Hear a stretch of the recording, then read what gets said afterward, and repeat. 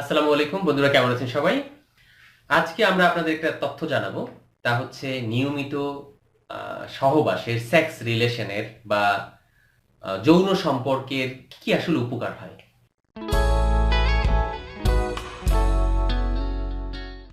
হ্যাঁ, এর কোনো ক্ষতি নাই, উপকার আছে। আত্মিক উপকার, শারীরিক উপকার, মানসিক উপকার, অনেকগুলো উপকার আছে।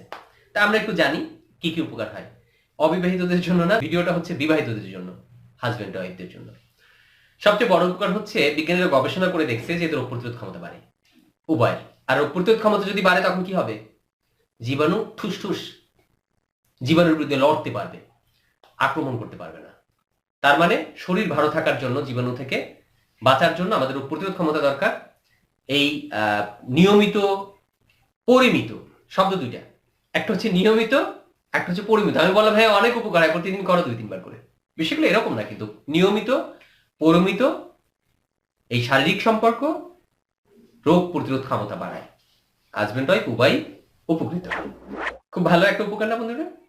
আচ্ছা, এছাড়া আরেকটা কথা বলি, সেটা হচ্ছে যে যারা সাধারণত বিদেশে থাকেন এবং যারা জেলখানায় থাকেন, এই দুজনে কিন্তু ওয়াইফের কাছ থেকে দূরে থাকেন, দূরে থাকতে হয়। তাদের শারীরিক যে রিলেশনটা কম হয়, এর ফলে তাদের মধ্যে কাম শীতলতা, যৌন আকাঙ্ক্ষার কমতিটা চলে আসে, ইরেকটাল ডিসফাংশন হয়ে যায়, প্রিমেচুর ইজাকুলেশন, মোট কথা হচ্ছে তাদের বিভিন্ন ধরনের যৌন সমস্যাগুলো হতে থাকে।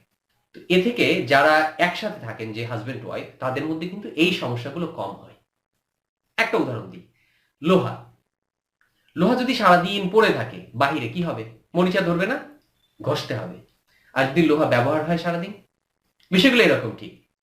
তো যারা এই সেক্স রিলেশনটা করেন, মানে যৌন সম্পর্ক করেন হাজবেন্ড ওয়াইফ, এদের মধ্যে কিন্তু এই জাতীয় সমস্যাগুলো কম হয়। তাদের মধ্যে এই দুর্বল হওয়া, ইরেকটাল ডিসফাংশন, মানে খুব দ্রুত বীর্যপাত হওয়া বা পেনিস স্ট্রং না হওয়া, এই জাতীয় সমস্যাগুলো খুব কম হয়। যারা দূরে আছেন চেষ্টা করেন, যারা জব করেন কাছাকাছি রাখার জন্য। এটা একটা খুব ভালো জিনিস। বন্ধুরা, আর একটা উপকারের কথা বলি, স্পেশালি মেয়েদের জন্য।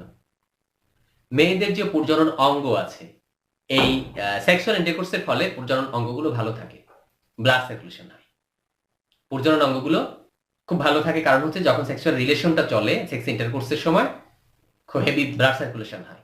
এবং যারা এক্সারসাইজ করতে পারেন না, তাদের জন্য একটা বেটার, ভালো এক্সারসাইজ। আর এক্সারসাইজ মানে তো আমাদের ফুল বডির জন্য ভালো কাজ করে। আচ্ছা, এক্সারসাইজের সাথে কিন্তু আর দুইটা জিনিস সম্পর্ক আছে। আমরা বলি না যে উচ্চ রক্তচাপ আছে তো এক্সারসাইজ করেন।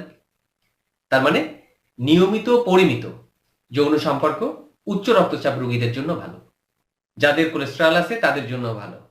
অনেক চাপে আছেন, স্ট্রেস স্ট্রেস দূর করবে নিয়মিত পরিমিত যৌন সম্পর্ক। আপনি দেখবেন যে আমরা যখন কোনো কিছুতে হেরে যাই, তখন একদম মন খারাপ করে বসে থাকি, ঝিম মেরে ডিপ্রেশন এসে ধরে।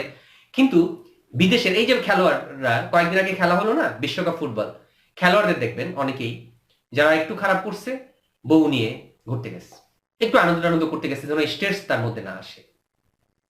এরকম স্ট্রেস কমানোর জন্য খুব ভালো কাজ করে, অ্যান্টি ডিপ্রেসিভ হিসেবে কাজ করে, অ্যান্টি স্ট্রেস হিসেবে কাজ করে, চাপকে কমায় দেয়, মানসিক চাপকে। সেক্সুয়াল রিলেশন, যৌন সম্পর্ক, এখানে কিন্তু একটা বিষয় আছে। বিষয় হচ্ছে একতরফা কোনো জিনিস না। সেক্স তো হওয়া উচিত, আসলে যৌন সম্পর্ক হওয়া উচিত হাজবেন্ড ওয়াইফ উভয়ের। একটা আত্মিক বিষয় এখানে জড়িত থাকে, ভালো লাগা ভালোবাসা একটা বিষয় থাকে। এখানে উভয়ের সম্পর্কটা যেন ওরকম হয় যে আমি আসলাম, করলাম, ঘুমিয়ে গেলাম, বিষয়টা এরকম না। উভয়ের মধ্যে একটা পারস্পরিক বোঝাপড়া, হ্যাঁ, প্রস্তুতি, সবকিছু। আগে হৃদয় পরে দেহ, ক্লিয়ার? ঘুমের জন্য কাজ করে ভালো। আরো কিছু বলে বিজ্ঞানীরা, এটা পেইন কিলার হিসেবে কাজ করে। কিন্তু যতক্ষণ আপনি থাকবেন, হ্যাঁ, ততক্ষণ পেইন মনে থাকবে না। এটা লাফিং থেরাপিতেও আমরা বলি, যতক্ষণ হাসবেন ততক্ষণ পেইন থাকবে না। শরীরকে ভালো ভালো রাখবে, অনেকগুলো রোগ থেকে সেফ রাখবে। যারা বিবাহিত মহিলা, তারাও অনেকগুলো প্রবলেম থেকে বাঁচে, মেইলি রোগ থেকে বাঁচে। আবারও বলি, নিয়মিত পরিমিত যৌন সম্পর্ক, অবশ্যই বিশ্বস্ত পার্টনার, অর্থাৎ হাজবেন্ড ওয়াইফ, এদের মধ্যে যখন শারীরিক সম্পর্ক হবে তখন এরকম অনেকগুলো উপকার হবে। আর একটা উপকার হবে যে কাছাকাছি থাকা, পাশাপাশি থাকা, ভালোবাসাবাসি, হ্যাঁ, মানে সুন্দর একটা সম্পর্ক বিল্ড আপ হবে। এই যে যাদের সংসারে দেখবেন খটোমটো চলতেছে সারাদিন, এদের দেখবেন যে এরা একের সাথে অপরের সাথে কি একটা অবস্থা, যান্ত্রিক চাহিদা আছে, মানে ভালোবাসা যে বিষয়টা, যে তোমাকে ছাড়া বাঁচবো না টাইপের যে একটা বিষয়, এটা কমতে থাকে। যারা প্রেম করে দেখবেন, আরে বাবারে, তোমাকে নিয়ে মানে না খাইয়া থাকতে পারবো, গাছের নিচে থাকতে পারবো, এরকম একটা ব্যাপার চলে না? বিয়ের পরে মনে হয় কি জানি আবেগ সব উড়ে যায়, অথচ আবেগ তো বেশি হওয়া উচিত ছিল বিয়ের পরে, হাজবেন্ড ওয়াইফের মধ্যে। তো এই রিলেশনটা বিল্ড। আর যে সংসারে গ্যাঞ্জাম হয়, খটোমটো হয়, ওই বাচ্চাগুলোর মানসিক ডেভেলপমেন্ট গুলো খারাপ হয়।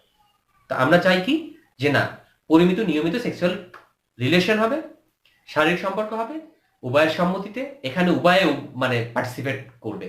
এমন না একজন মরার মতো পড়ে রইল আর একজন সেক্সুয়াল ইন্টারকোর্স করলো, বিষয় এরকম না। উভয়ে এখানে কি থাকবে, সম্পৃক্ত থাকবে। অনেক ধন্যবাদ যারা আমাদের সাথে এতক্ষণ ছিলেন। আর আমাদের চ্যানেলটি যারা সাবস্ক্রাইব করেনি, সাবস্ক্রাইব করে ফেলুন, লাইক দিন, কমেন্ট করুন। কমেন্টের উত্তর দিতে ঝামেলা হয়, এত সময় পাই না, তবুও চেষ্টা করি।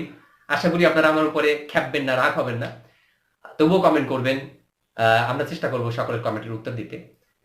আমাদের অনেক ভালোবাসা আপনাদের জন্য, আপনাদের জন্য অনেক শ্রদ্ধা। আল্লাহ হাফেজ।